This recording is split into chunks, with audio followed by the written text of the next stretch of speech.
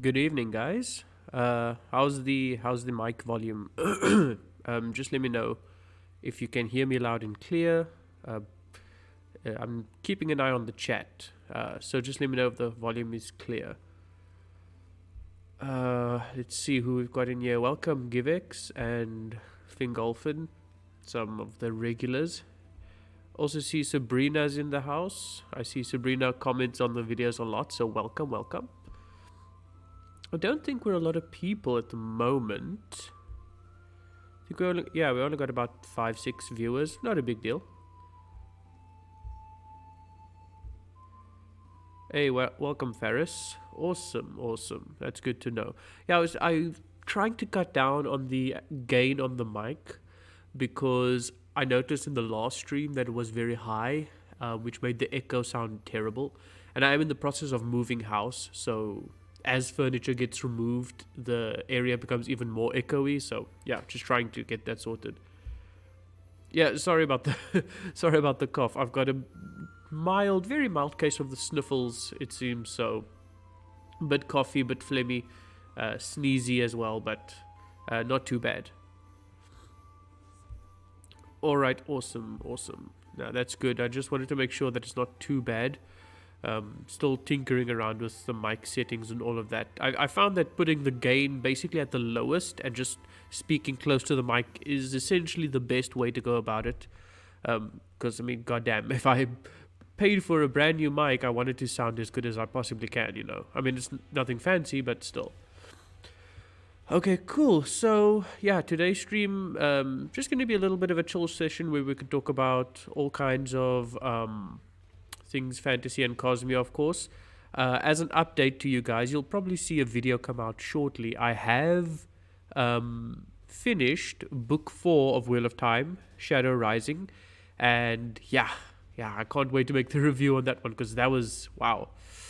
Obviously, not to give too many details because it's spoiler-free section right now, and also because I've got to finish the actual review for it. But I have to say, definitely my favorite Wheel of Time book of the 4 I've read so far.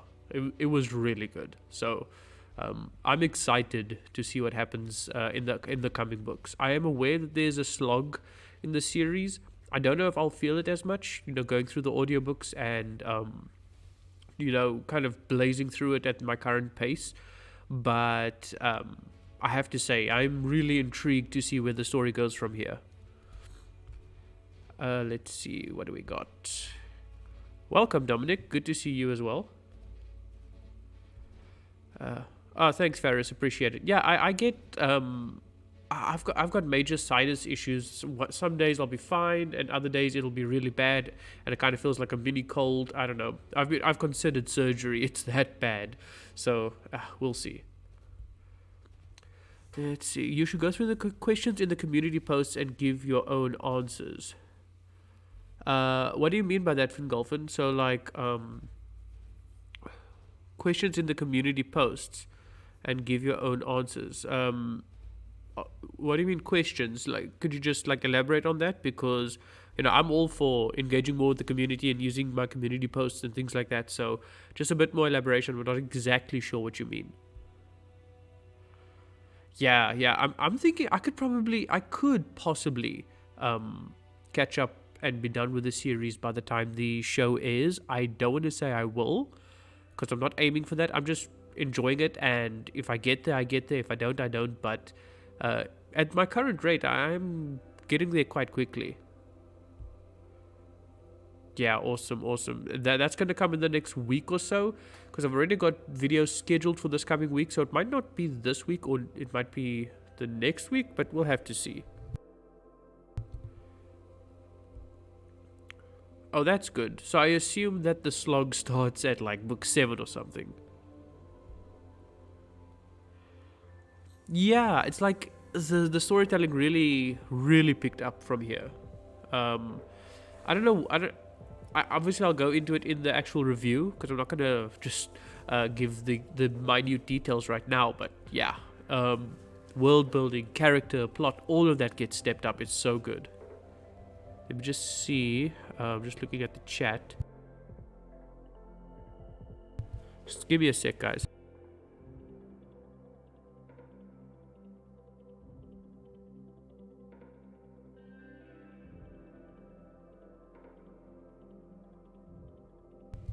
Sorry, I had to blow my nose. Like I said, slight case of the sniffles. Okay, let's see.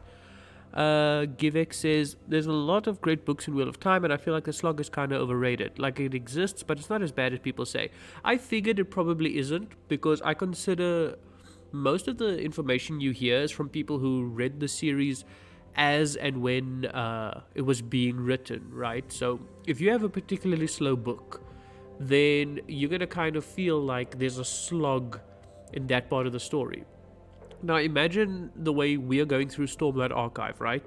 Book 4, the events of Book 4 is, I mean, I don't think anyone's going to argue that it's anywhere near as dynamic and grand as, say, Oathbringer or even Words of Radiance.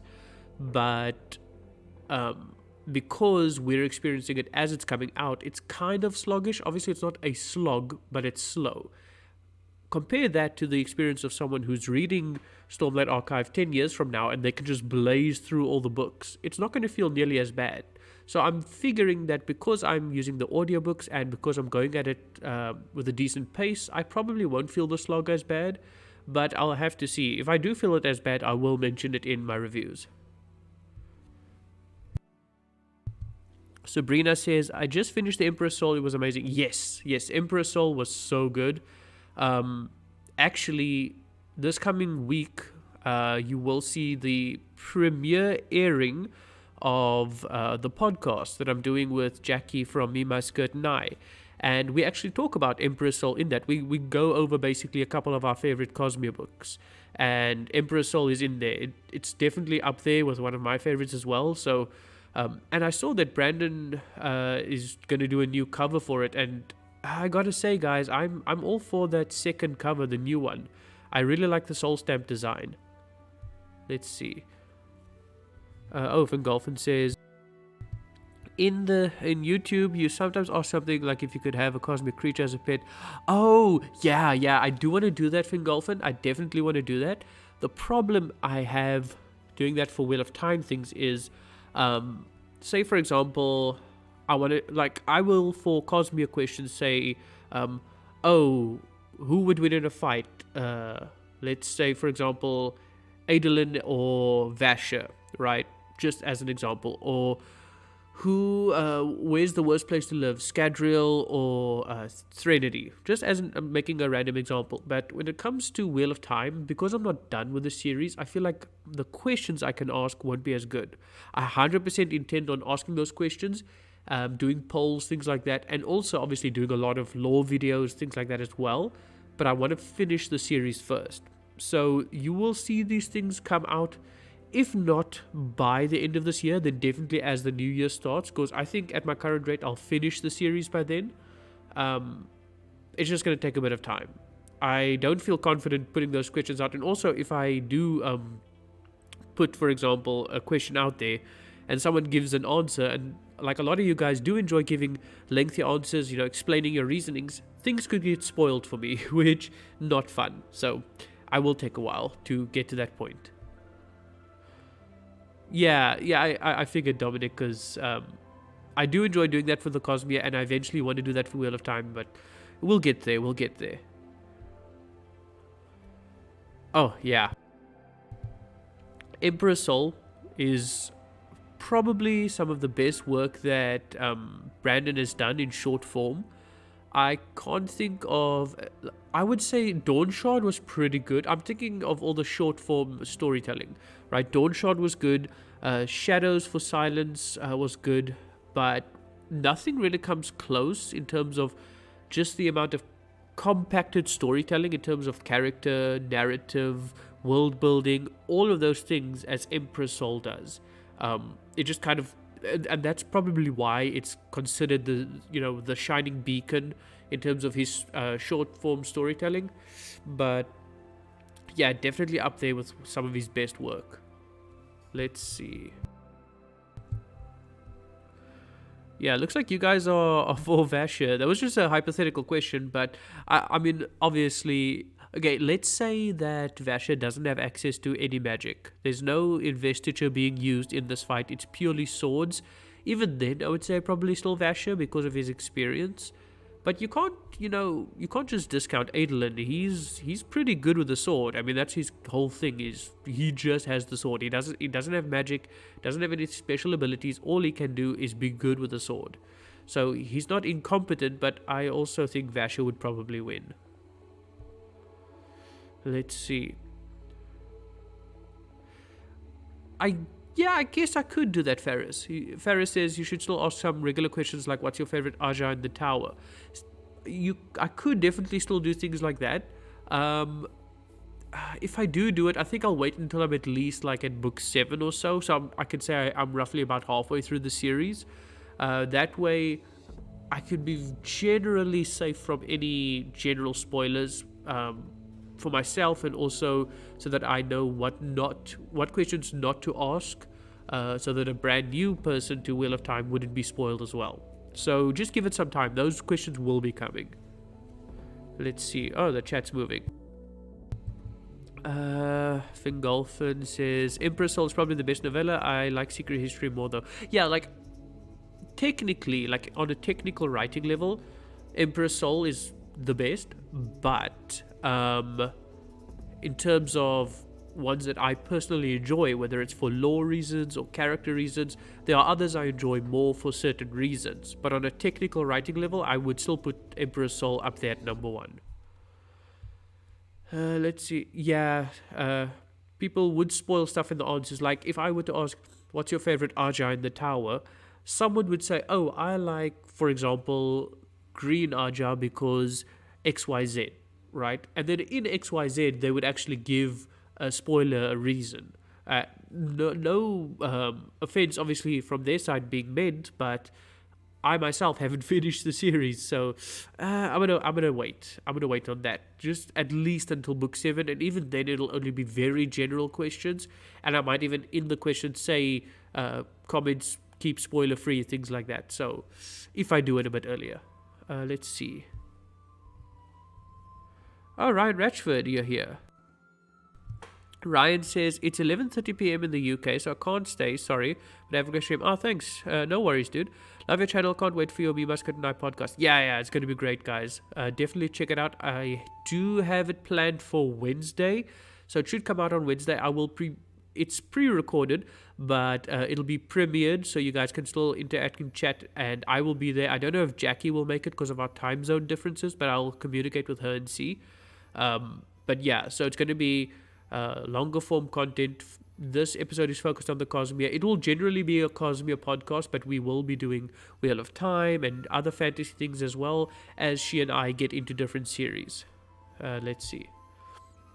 Yeah, Vasher always wins. Vasher is OP, man. He's kind of OP. Even without magic, he's super strong.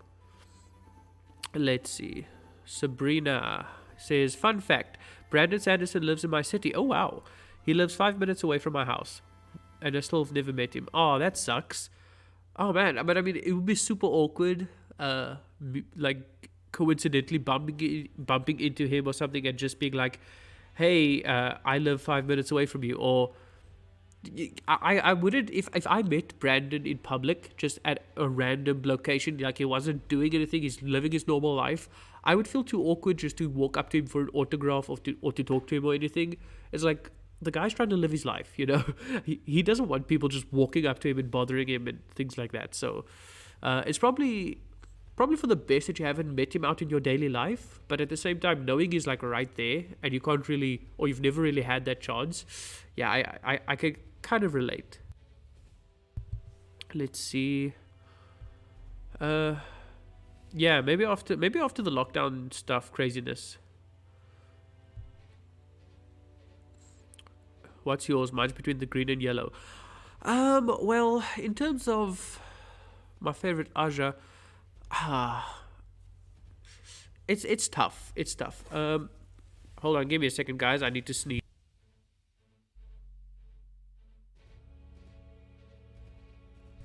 I love that this mic has a mute button. Anyway, so Ferris asks me what's my favorite Aja. I would say Oh, that's tough.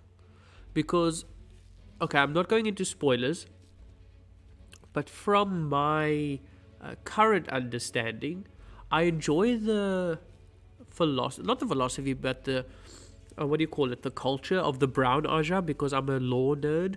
But to pick one, I would say the brown Aja. But I try to be a bit more active in world events because there's only so much you can do reading from books. But I do enjoy my law, so I'd probably stick in that. Let's see. I agree with Brandon that no matter how good a swordsman you are, if you have hundreds or thousands of years of experience like Vasher or the Heralds, you'll be better than any mortal. Yeah, pretty much, pretty much, yeah. I can't think of any reason why Vasher wouldn't just kick the ass of anyone, regardless of if he has magic or not. So that's what I'm saying. Vasher is pretty OP in the Cosmere. He can pretty much kick ass regardless of his current magical state or not. See, Secret History benefits a lot from having the Mistborn trilogy backing it. Yeah, I mean, you're not really going to read it if you haven't at least read the first Mistborn trilogy, or at the very least the first book. But I mean, you'd be spoiling like book 3 for yourself if you did. So yeah, you'd have to read the whole trilogy, and in that case, I mean, that's what I'm saying. Like, I enjoy Secret History, and I'm trying to find, like, my brain automatically wants to defend it now because it's like it's being backed by this whole trilogy of books, but it's still such a good short story. But you're right. I mean, a lot of people enjoy Secret History, but it doesn't necessarily stand on its own. And that's not to bash it. That's just the nature of the beast in this case. Fingolfin asked, what will the podcast be called? So the title we settled on was the Between the Worlds podcast. My tongue is getting tied here, and it's late. The Between the Worlds podcast. Basically, we wanted to symbolize or indicate that we'll be talking about different fantasy worlds, different Cosmere worlds, talking about world hopper shenanigans and investiture, things like that, but also, you know, fantasy. So we're going from the Wheel of Time world to, say, the Mistborn world, and then we'll talk about maybe something in Joe Abercrombie's worlds, because I know she's reading that now and I want to get into that. So we thought that that's probably the best title to go with. So yeah, the Between the Worlds podcast. Let's see. Honestly, the podcast has me hyped. I checked out her channel and thought she had some really good content. Yeah, she really has good content, guys. Like, very similar to what I do, but she's, I don't know, she told me it's she has some kind of religious studies degree, so she reads a lot of classical literature, which she then compares to the Cosmere and draws parallels between, for example, Dante's Inferno and Stormlight Archive and the different levels of hell and things like that. I'm just speaking loosely from what I've seen on her channel, but like, she does very intellectual videos on the Cosmere and other fantasy series as well. And frankly, she's quite underappreciated in the booktube community, because I would think she'd have a lot more subscribers. But yeah, definitely look out for that podcast. Like I said, guys, it'll be like once every 2 weeks. It's not going to be a weekly thing. Maybe one day it will be, but for now, once every 2 weeks, just to test the waters as we get used to it, etc., etc. Let's see. Oh, thank you, Ferris. So kind. I'm white brown. Yeah, that's a good choice, because like I said, I like the browns. I do like the logical, like super analytical and logical ways of the whites, but I don't find that very realistic. Like, it's a great fantasy trope, but rarely are you ever going to find a group of people that are so deeply logical that they seem to have at least almost no emotion. The same way with the brown Aja, you know, a lot of people enjoy books, a lot of people enjoy studying and enjoy researching, but to the point that they'll be oblivious to things around her. It's obviously just the way that Jordan writes and that he characterizes, and it's like a trope of fantasy, but yeah, I would say both white and brown, pretty good picks. Let's see. Realmless says, what would you do if you wanted to write so many stories you realize the project is similar in size to the Cosmere today?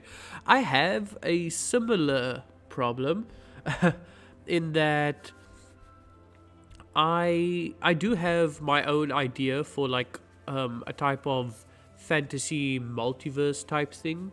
Not exactly like the Cosmere. It's not something I've really delved into much, but it is a working idea I have.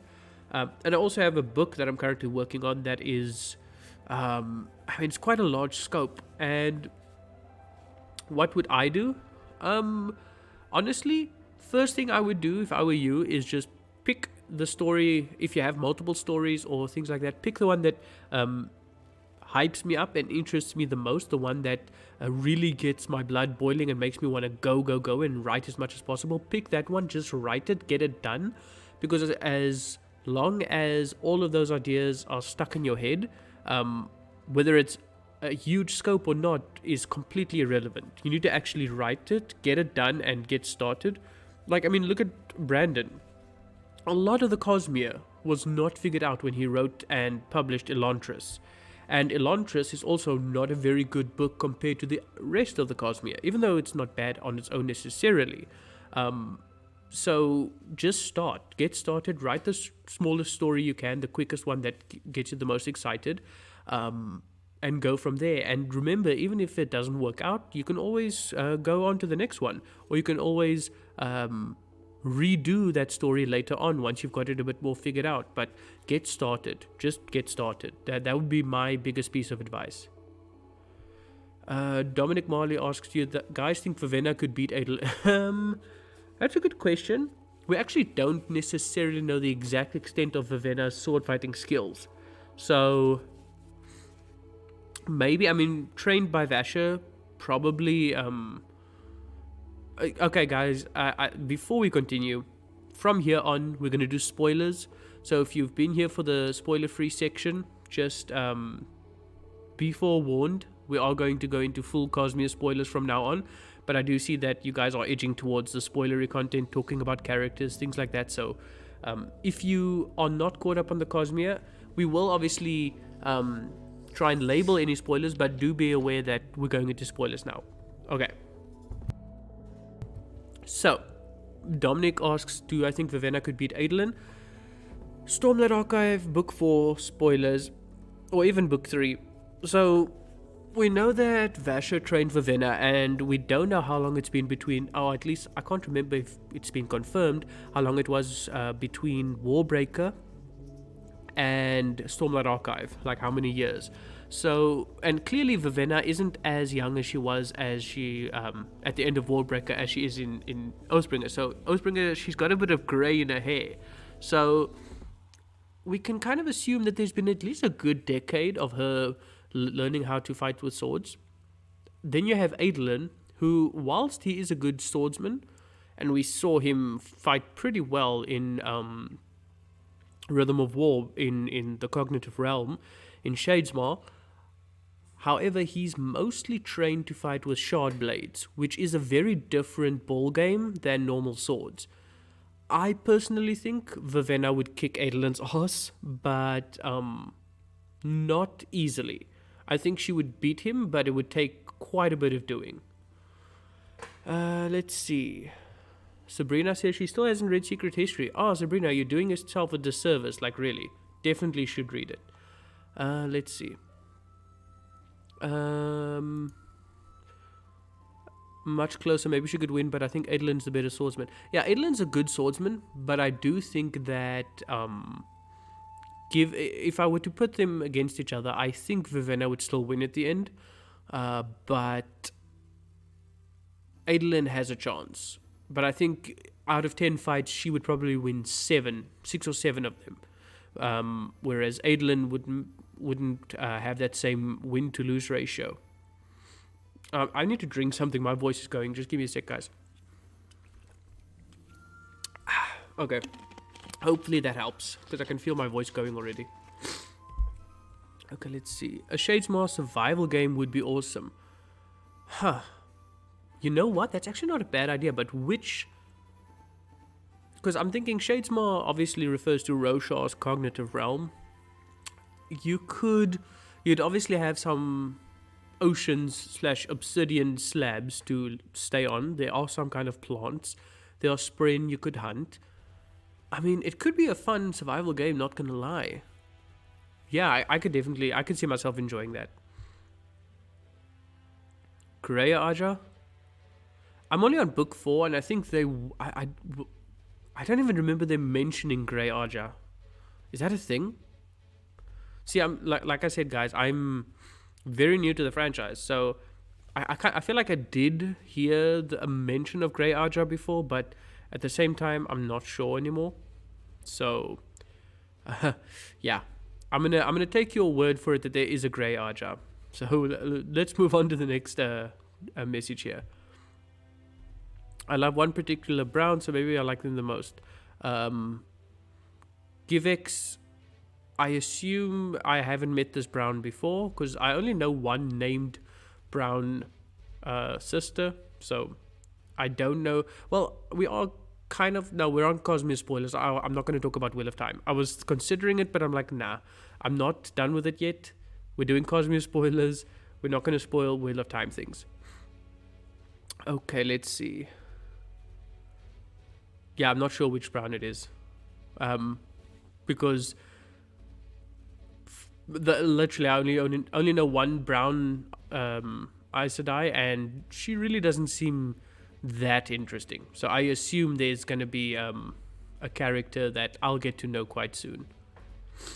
Let's see. My favorite Aes Sedai isn't any of my Aja, it's Leanne. Leanne? Oh. Who's Leanne again? Isn't she a green Aja? I just read book 4, and there was a green sister in some of Perrin's chapters, not going into spoilers. Am I misnaming her now? I can't remember. Anyway. Shadesmar survival game. Isn't that just secret history? I mean, that's good, Dominic. That's good. Yeah, I like that. Actually, I kind of wish we could see the different cognitive realms of different shard worlds, because we've only had 2. I would love to see what the cognitive realm of Nalthis looks like. Because if you have Mistborn, and that cognitive realm is all misty, and you have a Roshar that has Shadesmar, and that cognitive realm is, I don't know, marbly. Everything is just marbles and obsidian slabs. Well, marbles as in beads that represent the things in the physical realm. But so what would the Nalthis cognitive realm look like?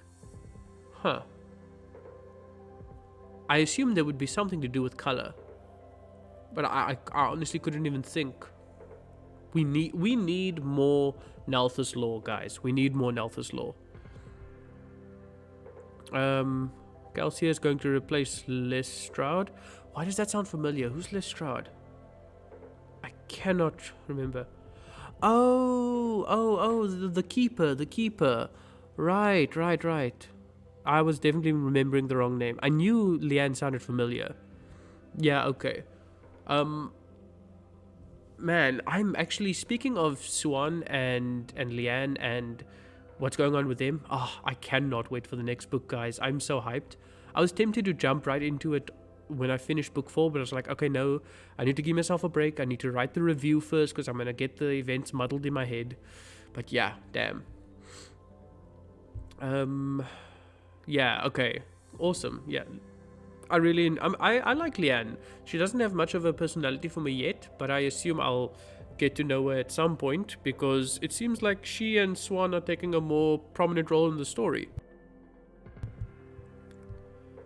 Sabrina says, anyway guys, gotta go, but I'll watch the video when I get back. You have a good stream, Raven. You're a great channel. Oh, thanks Sabrina, appreciate it, and you take care. Yeah, awesome. Dominic says, Nalthis cognitive realm must look like an like an acid trip. Yeah. I mean, that's pretty funny. Like I said, it has to be color. I mean, does it have to be color related? I assume so. But I can't think of a... You know what? There's a lot of like plants in Shadesmar that's like glass. It's kind of like a stained glass type thing. I wonder if that would be a common motif with Nalthus's like Shadesmar cognitive realm, like having the stained glass effect. I wonder if that would be similar. Generally, I hate Aes Sedai, but Leanne is never as manipulative as the others. Okay, yeah, okay. So real talk now. Okay, I need a moment, right? Just to talk non-spoilery about a Wheel of Time thing that bothers me, and it's not even bothering me in terms of the writing or storytelling. I'm just saying, like, in the world, right? So the Aes Sedai, what is with them thinking that they can essentially play God with the nations of the world? It's like, I get it. You're a powerful organization. You have basically monopoly on access to this magical power that can shake kingdoms to their core. At the same time, do you have like no does nobody at any point say, hey, maybe one organization shouldn't be allowed to have this much influence over multiple nations? You know, the reason we have nations is because different groups of people have different cultural things that they value and different cultural values essentially, and different ways of seeing the world and different ways of interacting with the world. So that is why they are distinct nations. They have different histories, different languages, whatever. But we're going to allow one organization the complete ability to influence all nations and to essentially bend the rulers of those nations to their whims.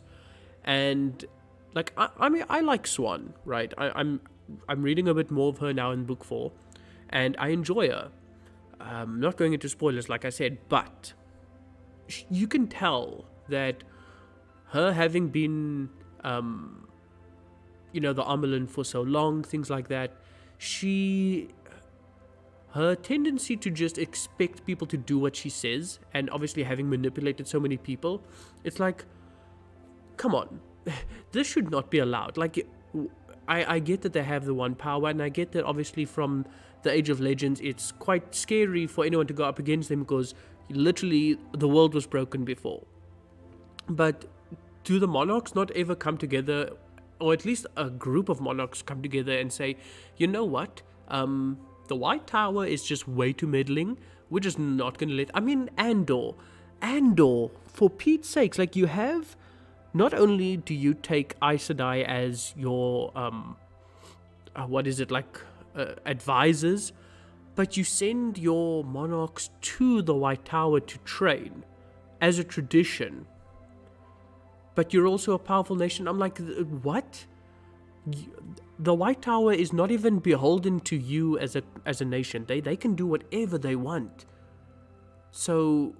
why would you send your monarchs there to train where they can be influenced? It doesn't make political sense to me.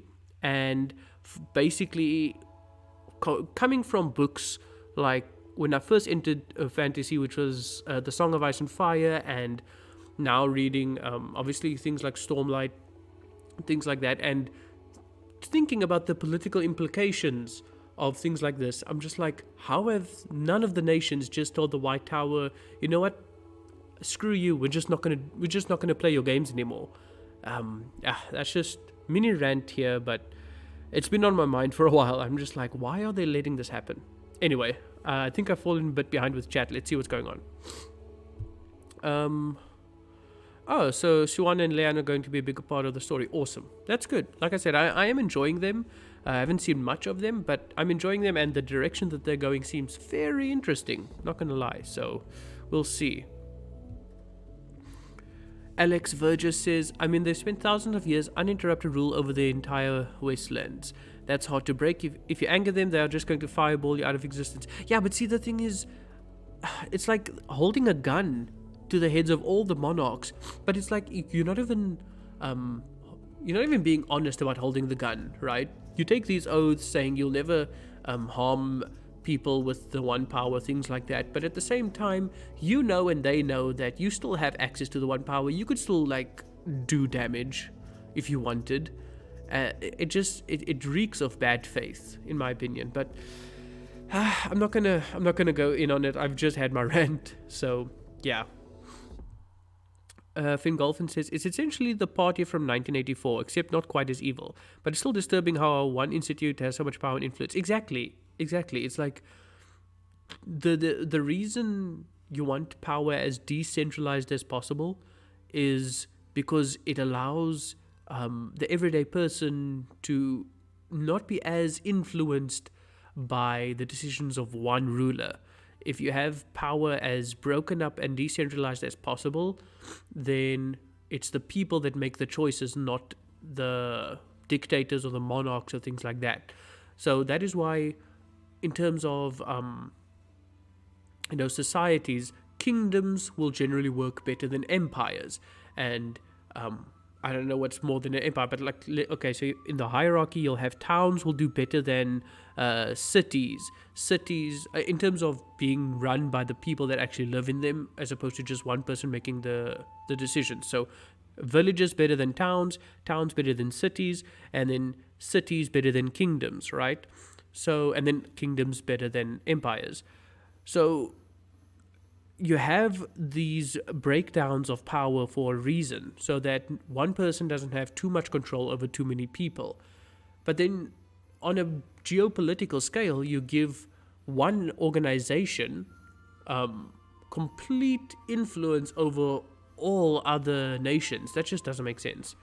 I kind of respect Tyr for being very anti-Aes Sedai, even though we know what happened to them in Book 3.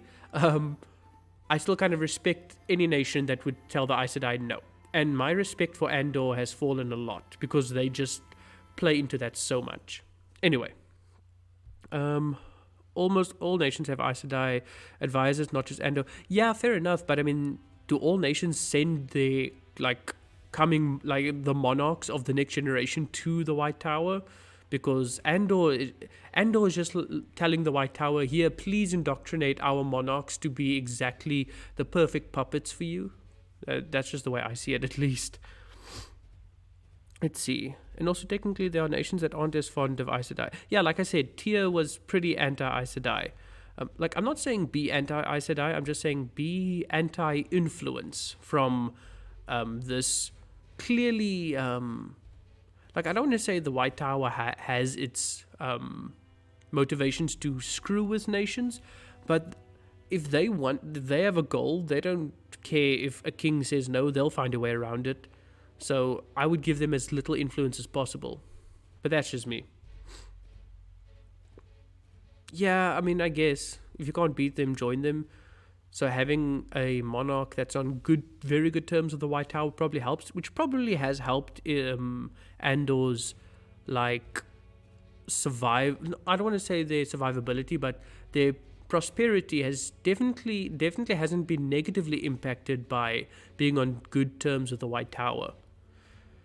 But yeah, it works out because most Aes Sedai are good, but what if they weren't? It's so overwhelmingly dangerous for so little people to have so much influence. Power corrupts. Exactly.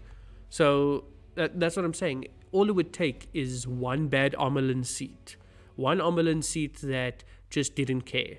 Because the sisters of the White Tower have to respect the rule of the Amelin. And even if they wanted to depose the Amelin, it would take some time before it gets to that point, and by then damage has been done. I love how this is a Cosmere stream and we're just talking about Wheel of Time, even though I'm not done with it yet. Anyway, let's see. The only real chance at disrupting White Tower power would be to not send your channelers over there and train them yourselves. But the tower has enough spies to work out you are doing that. True. I mean,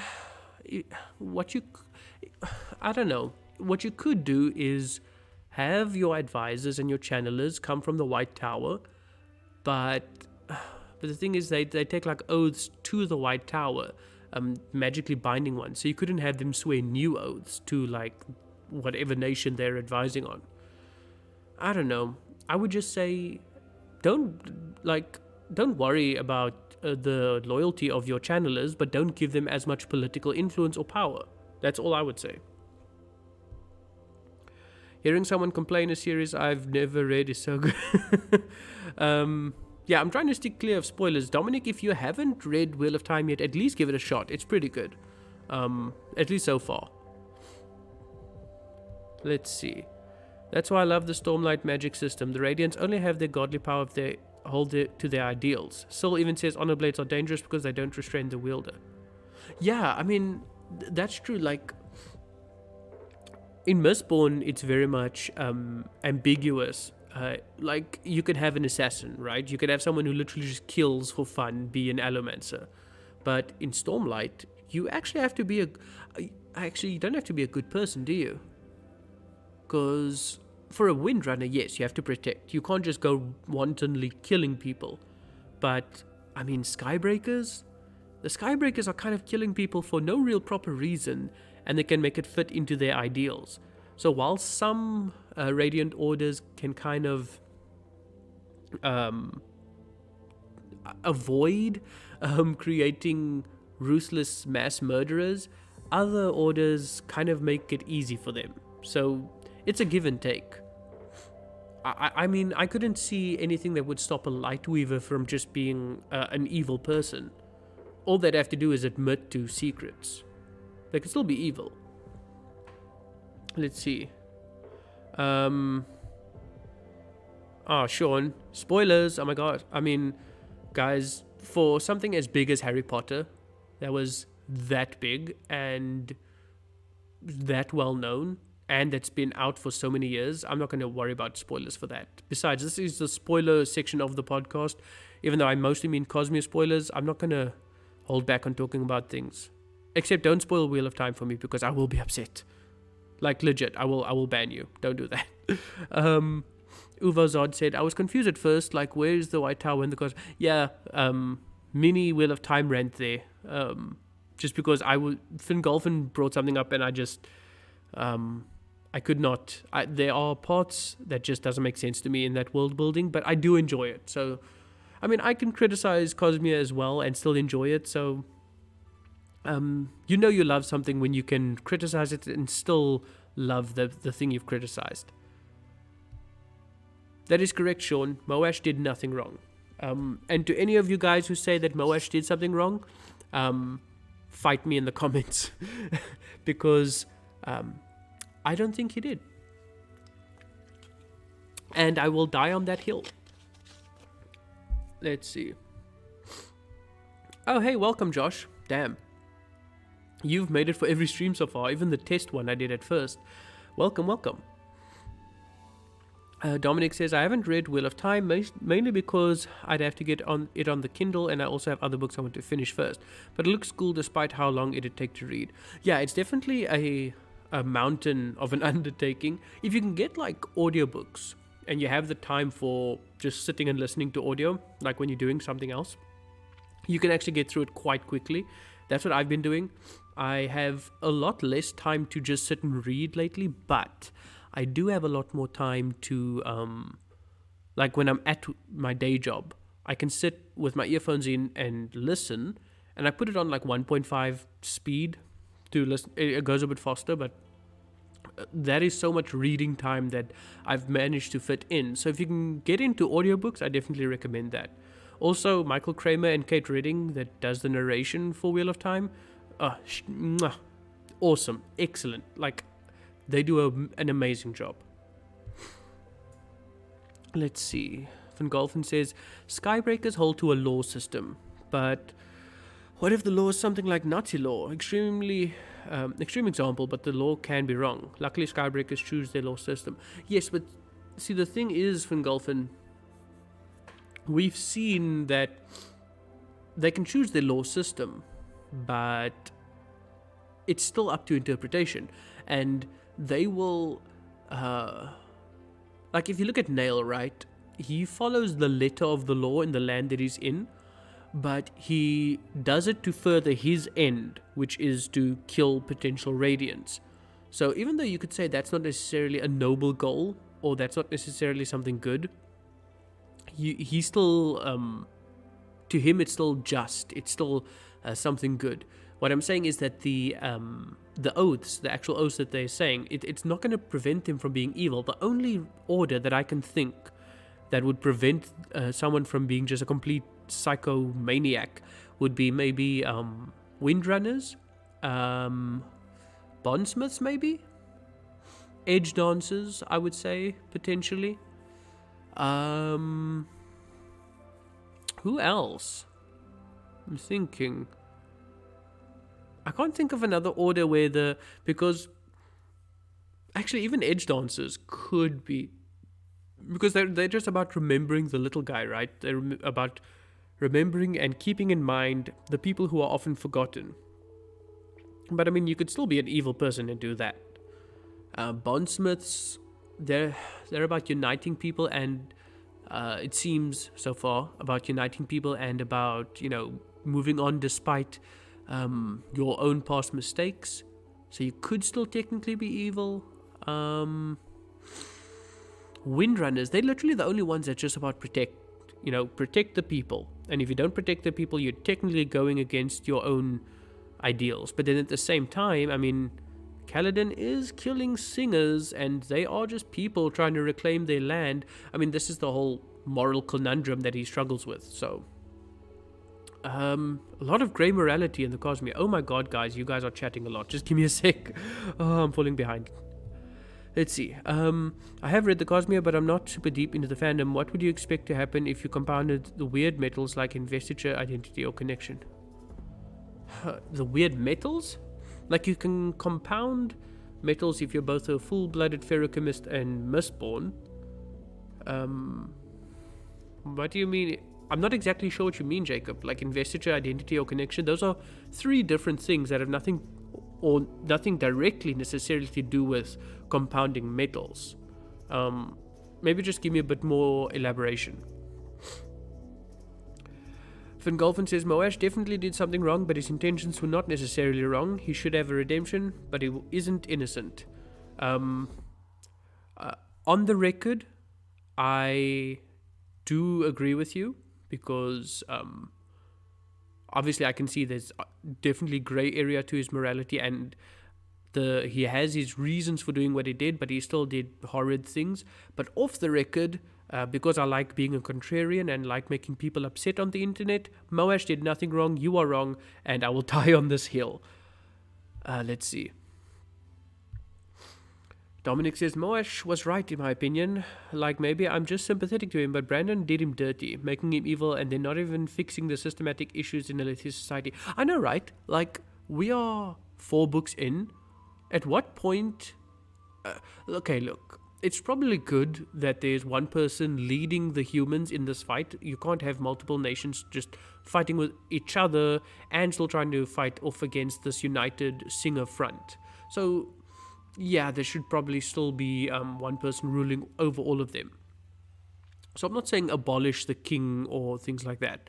But certain things in Alethea society that should be completely topsy-turvy now, like...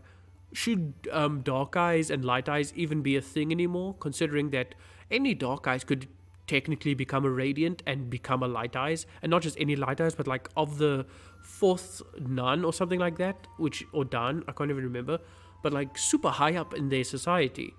So that kind of devalues the whole idea behind your caste system, doesn't it? Yet they still follow that. They follow that mindset. And like even Radiants, who were dark eyes before, are light eyes, and they have religious significance in Vorinism. So they're also religious figures in a way. If you look at Rhythm of War and how Kaladin was considered by that one priest. So I still feel like the systematic issues in Alethea society should have been touched on already. Yet it still kind of seems like they're the same. Would the bondsmiths have kept the different orders and their radiants in check so they can't go on a killing spree, for example? Probably. But what we're saying is that the actual oaths that are being sworn won't necessarily prevent a radiant from, being evil. You could be, or doing evil things. So the Windrunners are really the only ones that kind of have morality baked into their oaths, and even then, it's up to the interpretation of those oaths, because whilst Kaladin is protecting the people he cares about, he's still killing singers who are really just there trying to reclaim their land. So, yeah, we were just talking about the morality of the oaths.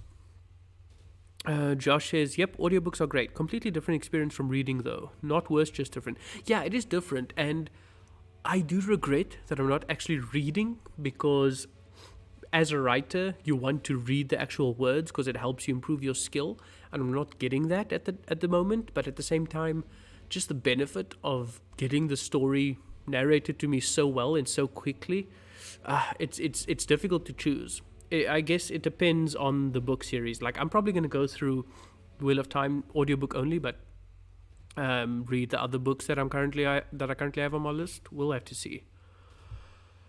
And are we supposed to believe that Kaladin is the good guy because he just ignored the Light Eyes problems because they are good ones? It's not about that, which is one of the problems I have with Stormlight. Yeah, it's like, once he accepts that, obviously he fights Sidious, and that whole thing gets, well, not Sidious gets killed by Adolin, but I mean, like, Amaram. He fights Amaram, he gets his whole revenge, and then he's like, okay, cool, I know Dalinar's a good guy, Adolin's a good guy, Shallan's good, so Light Eyes are good now, I've killed the one bad Light Eyes. I'm like, no, there are probably still many horrid, evil Light Eyes out there, probably all still in positions of power, and probably all of them still being assholes to the Dark Eyes. And Kaladin just kind of forgets about it. As the moment his personal issues have been sorted out, the world is just a hunky-dory fine place. I'm hoping that these issues get tackled in the next book, but I doubt it. It just kind of seems like once Kaladin's personal issues have been sorted out with the Light Eyes, all Light Eyes are just 100% good now. I guess we'll have to see if that ever gets touched on. Or investiture compounder with Nightblood. Jacob, like I said, I'm not 100% sure what you mean. Like, yeah, I'm not 100%... Like, compounding is allomancy and feruchemy. It's not necessarily investiture. So, not exactly sure what you mean. Please elaborate. Givex says, gotta go, have a good stream. Thanks, Givex. Appreciate you, and take care of yourself. I'll see you on Discord. Stephen Pacey, who does the First Law. Isn't First Law Joe Abercrombie? But maybe that's a pen name. I don't know. Anyway, is the absolute best in the game. His voices are so... Oh, I assume you mean the narrator for the audiobooks. Okay. His voices are so ingrained in my head that even that when physically reading the books, I hear it. Not so with Michael and Kate. Huh. Well, I do intend on reading First Law, so I might do the audiobooks. So if I do it, I'll let you know what I think about the narrator there as well. Finn Golfin says, yeah, even Windrunner can be bad. What if you protect the wrong person? Exactly. Give me a sec, guys.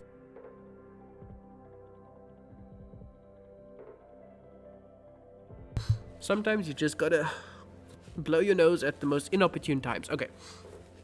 So, even Windrunners can be bad. What if you protect the wrong person? Exactly. Like, that's the main problem, right? Is all of these... Well, not a problem, but it's like... These knights are seen as this force for good. I guess that's kind of the whole theme of Stormlight, isn't it, in a way? These knights that are seen as this holy force. Good guys, paladins in a way, to protect humanity. And then you find out they're literally just the army for the invading force on Roshar. They, like, the humans invaded Roshar, kicked the old inhabitants out, and then set up these magical orders of knights to kind of just maintain their rule over this land. It's kind of dark now that you think about it. Can't wait till Dalinar unites the singers/listeners people, or maybe that's the mantle we'll take up. Would be absolute way to end this Bondsmith arc. That's kind of a theory that I think people have been throwing out around. Like in Way of Kings, the voice that says unite them is basically referencing to unite the humans and the singers. I think that would be a way to end the series, but you'd have to deal with Odium. So somewhere along the line, you kind of have to deal with Odium as you know, the bad guy, because he's kind of what's preventing that from happening. Right and wrong is influenced a lot by the Windrunner's perception. Yeah, yeah, definitely. But I mean, all the orders are like that. Skybreakers as well. Like, they follow the law, but they can follow the law to the point where they will kill someone for shoplifting, when really all they have to do is just a slap on the wrist. But because they can carry out justice to the full extent of the law, they can do something like that. So all of the orders are kind of based on their just on their perception of their oaths. Let's see. Okay, another Stephen Pacey fan here. So okay, maybe I'll definitely check out that the audiobooks for First Law. I'll probably get to First Law if it's not within the next month or so. Then it'll definitely be before the end of the year. So I'll let you guys know. Let's see. I think Skybreakers are generally more than just Windrunners. Or if it's just justice, you can confuse and convince to injustice. The law is more rigid. If Skybreakers weren't so OP, they'd be less dangerous. Yeah, Skybreakers are way too OP. I mean, it hasn't been shown yet, but it's generally considered that the Skybreakers, by using division, they can call forth lightning. We haven't seen it happen yet because that's like a surge they get late in their oaths. But, I mean, yeah. Flying, the ability to essentially do what the Dustbringers do and potentially call down lightning, they're way too OP. And then they get to kind of interpret their oaths in a way that lets them kill someone and be fully justified because that person broke the law in some obscure way.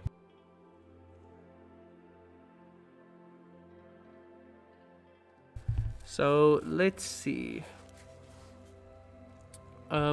You'll read Wheel of Time eventually, and I bet you'll catch completely different details.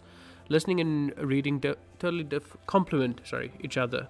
Yeah, so I mean, I'm listening to it now, but obviously it's a series that I'll probably reread, and I know for my next because right now I want to get through, not just get through it for the sake of getting through it, because I am enjoying it, but I do want to finish it for purposes more than just enjoying the story, because I want to make videos on it. I want to be up to date and clued in with the series that's launching, all of that. So I'm listening to it now, but on the next time I'm kind of gonna read it and take my time and really take in all the details.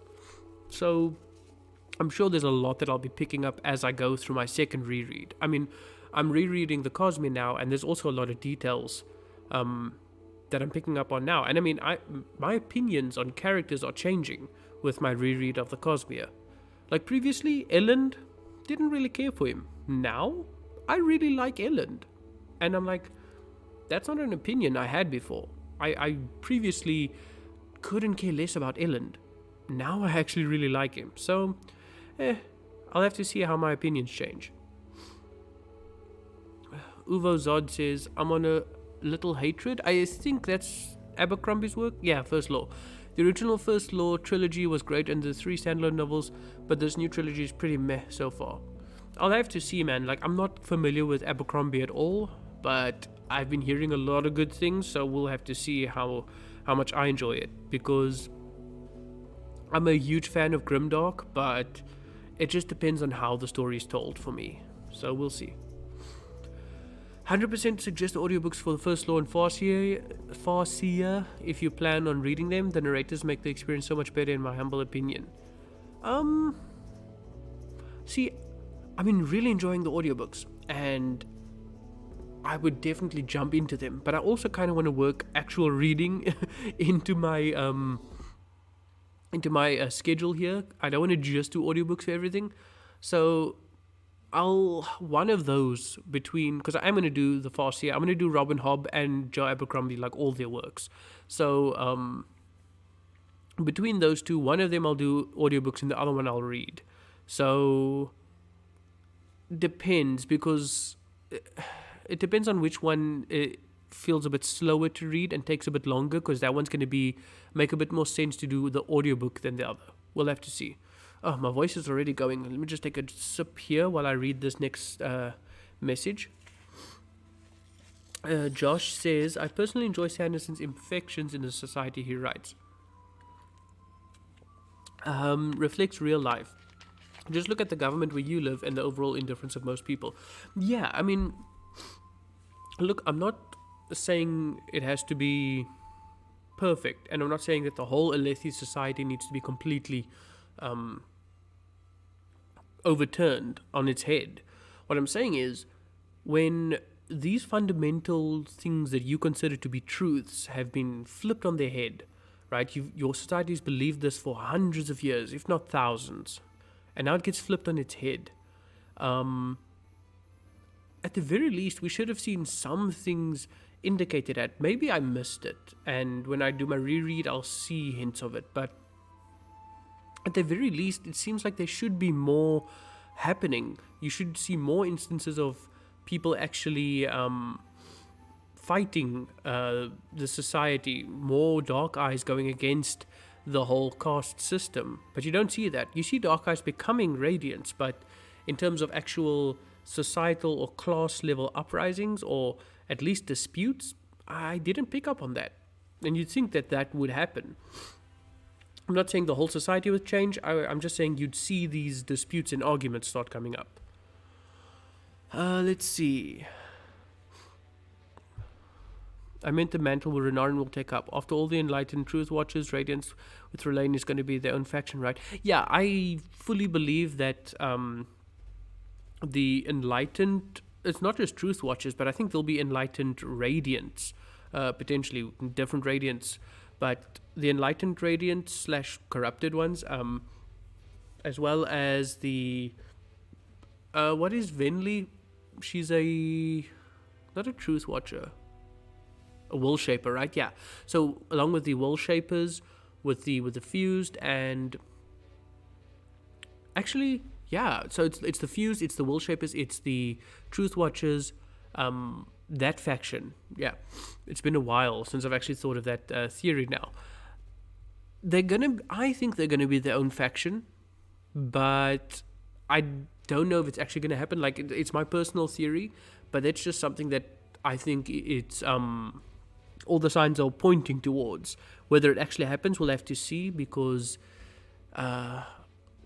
currently it doesn't, like, you'd have to somehow get Renarin and Relaine to Venli and their party, and there's currently no indication that the story's going that way.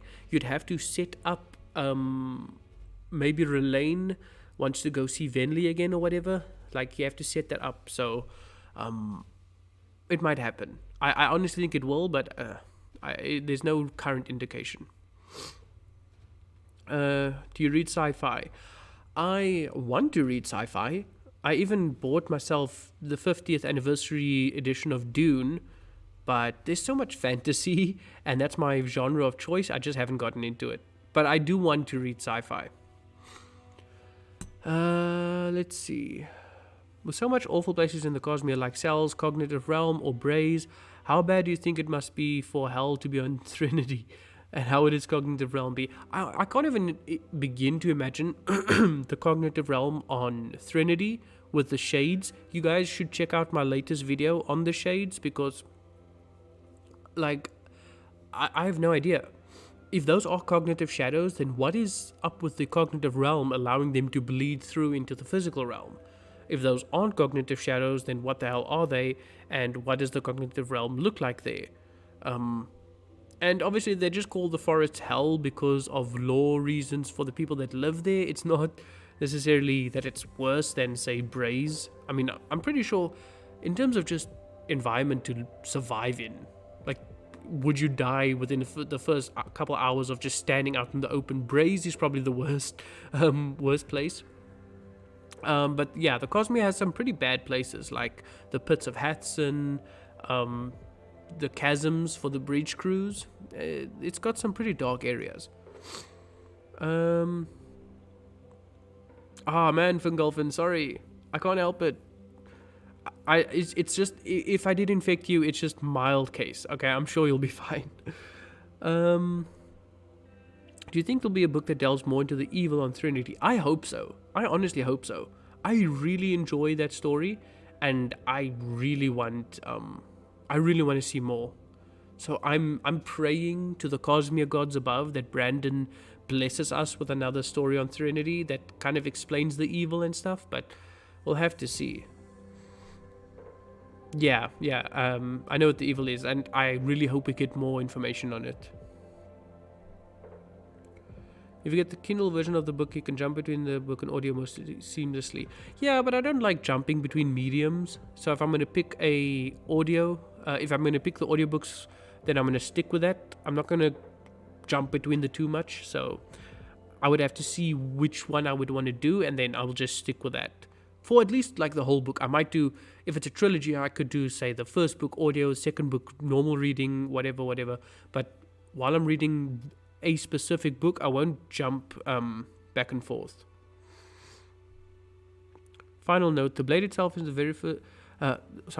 the blade itself in the first novel is very character heavy and not very plot driven. Please don't do what I did and give up on it at first. Well, I'm a character reader, so that probably won't be a problem for me. Sci-fi is just tech-based fantasy.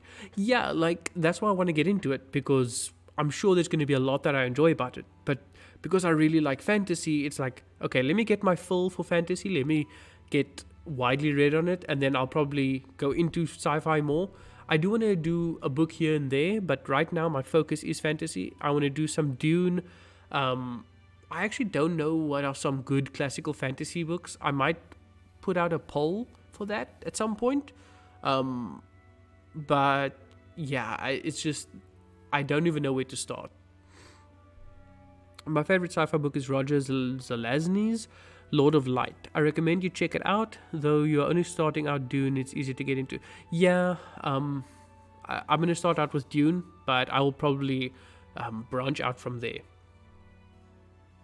If you want to read sci-fi, read the Bobverse. I've heard of Bobverse. I've heard people mention it, and I probably will get into it. I like humor. I want to get into Discworld as well, and if there's like kind of a comedy thing for the sci-fi side, I would definitely enjoy that as well. Let me just see, going through the chat here. Yeah, looks like a lot of praise for Bobverse. That's awesome.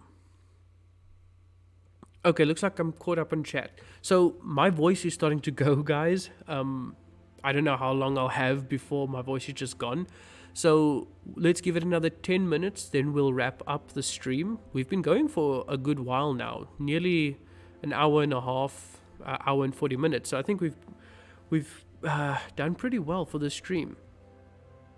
So let's see. Realmless says, have you read the whole Cosmere so far? I've read all of the novels, all of the novellas. The only Cosmere or part of the Cosmere that I'm not fully versed on is White Sand, but I'm basically just waiting for the omnibus versions to come out, because I'm not going to buy the loose versions if the omnibus is coming out, so I'm just waiting for that. Then I'm just going to buy that, read through it, and do videos on it and stuff. But that's really the only one. So I would say I'm basically versed on the Cosmere 95% of the way. But yeah, and it's really just because getting copies of White Sand is so difficult over here. But I will just order and ship it once the omnibus versions are out. Hold on, I'm gonna take a sip. Damn, my voice went real quick tonight.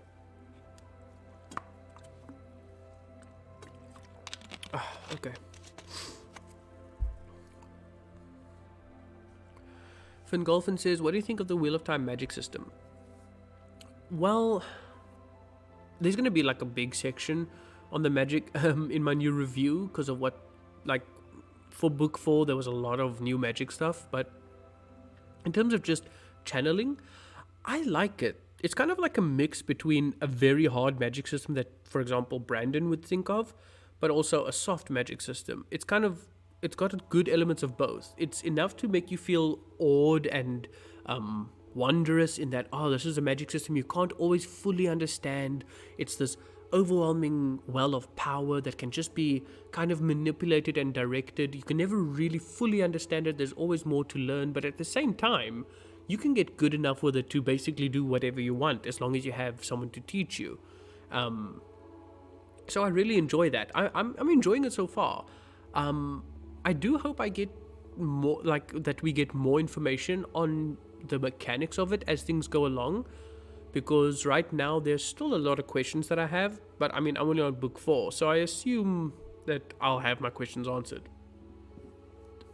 Otherwise, yeah, I really enjoy the magic system, and once I finish the actual series, I might do a whole video on just the magic system, like I do with Cosmere works.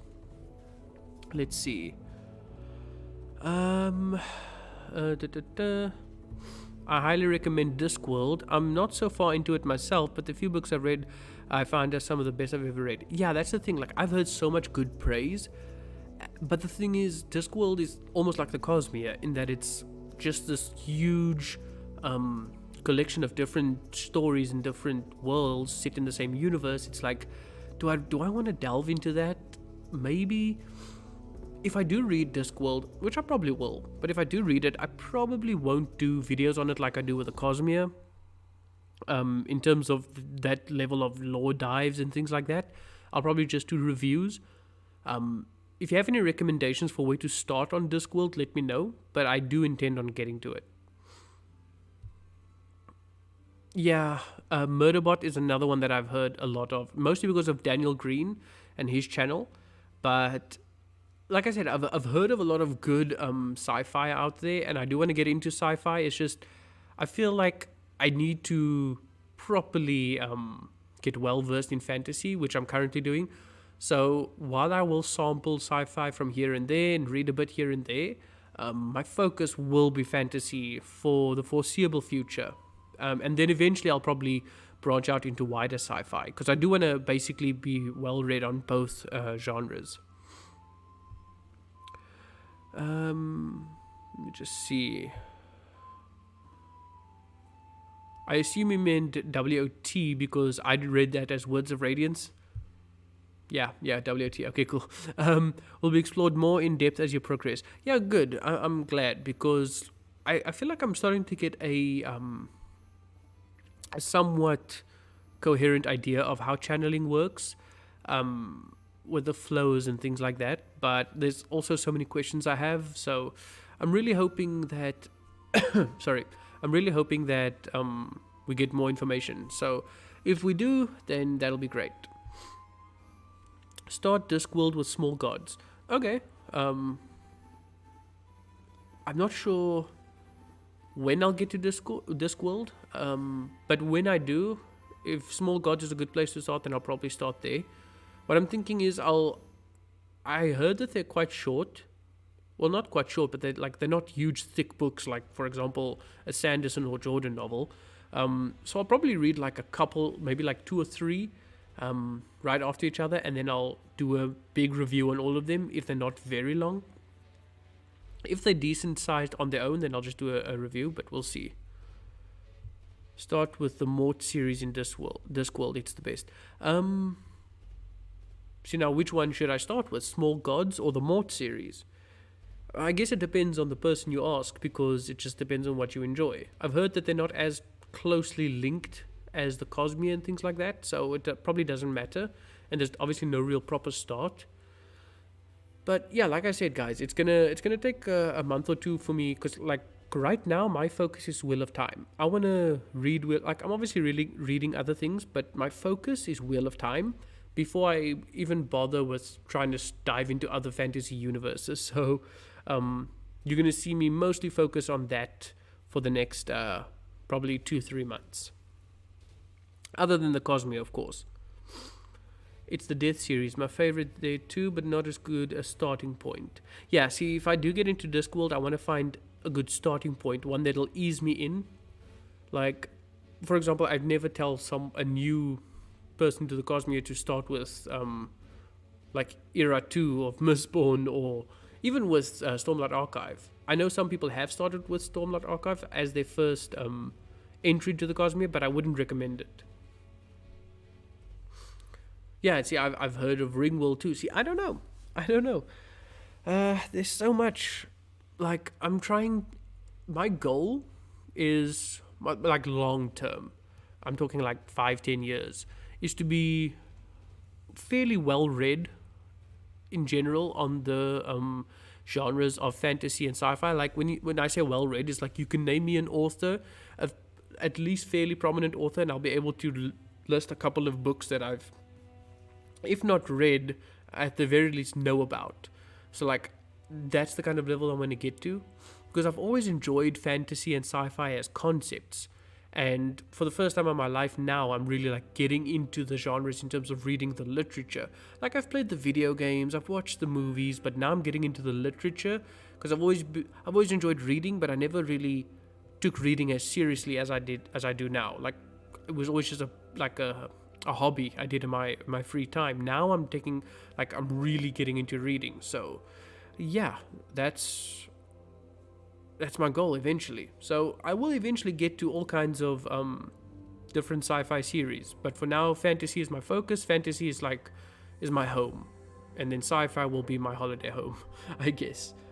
Anyway guys, we've been going for quite a while now. I'm going to give it another 2-3 minutes, maybe 5, to wrap up. If you guys want to say anything as we finish up, but my voice is basically going, so we're going to wrap up the stream in the next 2-3 minutes.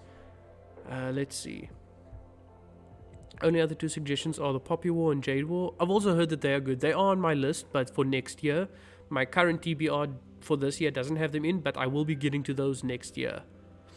Started with Cosmere with The Way of Kings. Damn. Read up till Rhythm of War until I started Mistborn. Didn't know everything at the start, but I realized things as I started getting into it. Yeah, I mean, you took the route that most people don't, and I wouldn't recommend it, but if you could get through it and get into the Cosmere regardless of that start, which can be considered quite a rough start, then good on you. Let's see, right now I'm reading Legends of the First Empire, Michael J. Sullivan, and it will probably become 3rd or 2nd series ever. It's amazingly good. Wow, okay. The author name sounds familiar, but the name that you gave, the Legends of the First Empire, doesn't sound familiar. So I'll have to look into that. Anyway, guys, yeah, so like I said, give it another minute or 2, then we'll wrap up the stream. So if you have anything else to say, let me know in the chat, because my voice is going. So I'm going to wrap up here and probably go to bed. It's nearly 2 a.m. on my side. I didn't even know what the Cosmere was until I looked up Stormlight online.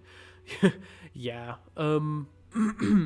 See, that's the thing I like about Brandon, is that even though his worlds are kind of linked in terms of the Cosmere, none of it is prerequisite. You don't have to read anything before Stormlight to enjoy Stormlight. So you'll never even know that it's part of a wider universe unless you look further. And then some things will make a bit more sense. I can't even imagine reading Stormlight not having the Cosmere as context, just because of things like Hoid and things like the different shards and Nightblood. It's wow, I would be so confused. It's in the world of Rhaeria Revelations. Yeah, that sounds familiar. That sounds a bit more familiar. Thanks, Josh. I appreciate it. Appreciate you always popping in here, always commenting as well. And all of you guys, like Dominic and Fingolfin, and there was someone earlier as well. I see your names all the time. So I appreciate all of you watching and commenting, things like that. 11:42. Wow, that's not even that late. But yeah, that's awesome. Oh yeah, Rage of Dragons by Evan Winter. That's also something that's apparently really good that I want to get into. Anyway, guys, I'm going to call it there. My voice is going, I'm tired, and this has been a pretty good stream. I've enjoyed it. I hope you guys did too. I'm going to listen back on it and see how the audio was, because I'm trying to fix the echo problem that I have. Like I said, as I'm moving out, the room is becoming emptier, so more echo, so it'll probably be fixed once I've moved, but we'll see. Anyway, like I always say, that has been it from me for today, guys. Thank you very much for watching. My name's been Raven, and I will see you all next time. Take care, everybody, and good night.